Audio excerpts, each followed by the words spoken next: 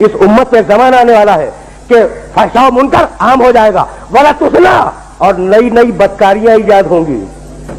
کب دیکھ رہا تھا میرا علی تمہارے معاشرے کو، ہے نا، وہ جو تفقو بالمکائل والموازین، تاجر اپنی تجارت میں دیانتدار نہیں ہوگا، وہ یستخف لحدود الصلاۃ، اس زمانے میں نماز کے اول وقت کا کوئی احترام نہیں کرے گا، ٹھیک، وہ یستحل الخمر بالنبیذ والرشوۃ بالہدیہ والامانۃ بالخیانہ، لوگ مسکرات پیئیں گے یہ کہہ کر کے جائز ہے، لوگ رشوتیں لیں گے یہ کہہ کر کے ہدیہ ہے، اس میں حق کیا ہے، لوگ خیانت کریں گے یہ کہہ کر کہ ارے یہ تو عین امانت داری ہے، وَيُحَجُّ فِيهِ لِغَيْرِ اللَّهِ، اور زمانہ آ رہا ہے کہ لوگ اللہ کے لیے حج پہ نہیں جائیں گے، الاغنیاء للنزہۃ، سرمایہ دار جائے گا تفریح کے لیے، والاوساط للتجارہ، متوسط لوگ جائیں گے تجارت کے لیے، والفقراء للمسألہ، اور غریب جائے گا مانگ کے کھانے کے لیے۔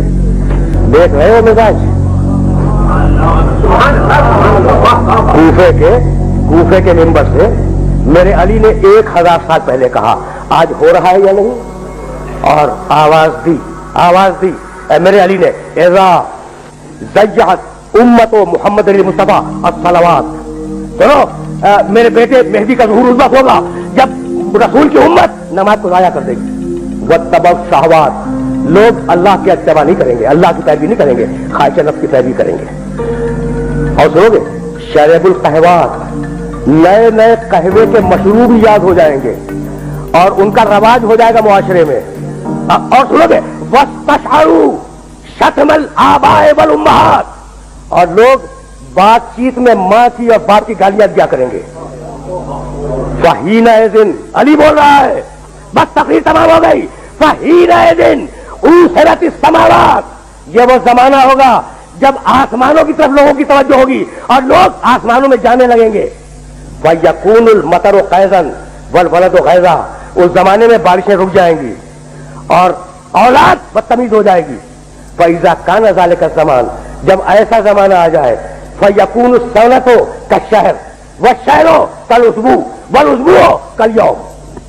دیکھو علی کے علاوہ خدا کی قسم کوئی نہیں کہہ سکتا تھا، جب ایسا زمانہ آ جائے کہ لوگ آسمانوں کی طرف جانے لگے، جب ایسا زمانہ آ جائے کہ لوگ آسمانوں کی طرف جانے لگے، تو اس زمانے میں 1 سال 1 مہینے کے برابر چھوٹا ہو جائے گا، اور مہینہ ہفتے کے برابر ہو جائے گا، اور ہفتہ دن کے برابر ہو جائے گا، اور دن گھنٹے کے برابر ہو جائے گا۔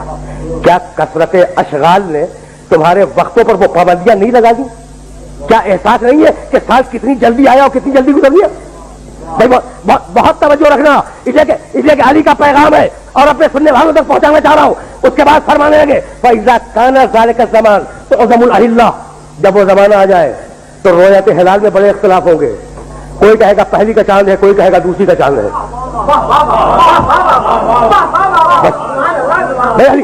علی بول رہے ہیں، علی بول رہے ہیں، اور اس کے بعد آواز دی نساؤہم کاسیات عاریات متبرجات فی جہنم خالدات، اس زمانے کی خواتین لباس میں ہوں گی مگر لباس کے بغیر ہوں گی۔ خدا کی قسم علی کے علاوہ کوئی نہیں کہہ سکتا تھا، علی کے علاوہ کوئی نہیں کہہ سکتا تھا۔ اور سنو جاتون علی المیائر، اور اس زمانے کے مرد جب مسجدوں پہ آیا کریں گے تو تیز گھومتے ہوئے پہیے کی سواری پہ سوار ہو کے آیا کریں گے۔ دیکھ رہے ہو علی کی نگاہ کہاں تک دیکھ رہی ہے؟ اور بتاؤں فَإِذَا كَانَ ذَلِكَ الزَّمَانُ فَإِذَا قَدُرَ بَاتَ عَلَىٰ طُهْرٍ، اگر تم اس زمانے میں باقی رہو تو اپنی کوئی رات طہارت کے بغیر نہ گزارو۔ بس میرے دوستو میری تقریر تمام ہو گئی۔ اگر اس زمانے میں باقی رہو تو اپنی کوئی رات طہارت کے بغیر نہ گزارو، اس لیے کہ اصبح سالما ویمسی دفینا، وہ زمانہ ایسا زمانہ ہوگا کہ صبح کو ملو گے انسان صحیح و سالم ملے گا، شام کو خبر گیری کرو گے معلوم ہوگا دفن ہو گیا، اور شام کو اس سے ملو گے صحیح و سالم ملو گے، جب صبح کو پوچھو گے معلوم ہوگا کہ وہ دفن ہو گیا۔ وَأَسْتُكُمْ إِنِ اتَّعَظْتُمْ، بھائی سننا، میری تقریر آخری مرحلے میں داخل ہو گئی۔ علی کہہ رہے ہیں میں نے نصیحت کی اگر نصیحت کو قبول کرو، میں نے واعظ کیا اگر واعظ کو قبول کرو، میں نے تمہیں مستقبل بتلا دیا. اگر مستقبل جاننا چاہو تو بھائی ہم اگلے دن کی بات نہیں بتا سکتے, اور علی 1000 سال بعد کی بات بتا رہا ہے. تو جب تم علی جیسے نہیں بن سکتے تو نبی جیسے کیسے بن جاؤ گے؟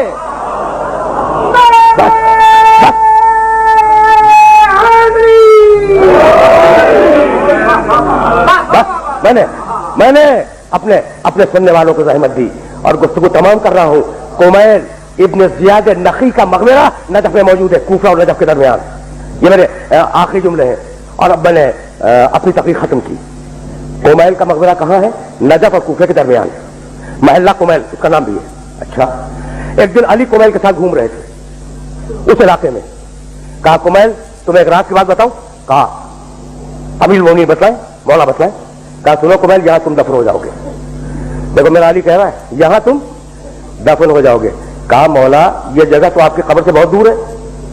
کہا مت گھبراؤ مت گھبراؤ کمیل, ایک دن یہ قبر میری قبر سے نزدیک ہو جائے گی. کہا مولا یہ کیسے ممکن ہے, کیا جائے گی؟ کہا نہیں, تمہاری قبر اور میری قبر کے درمیان تبنا قصور, بڑے بڑے محلات بنیں گے, عالیشان فرش ڈالے جائیں گے, بڑے عجیب و غریب پردے ہوں گے. وفی کل بیت مرآت, اور ہر گھر میں ایک شیشہ لگا ہوا ہوگا. ینظر فیہا القریب والبعید, اور اس شیشے میں دور اور نزدیک کی چیزیں نظر آئیں گی.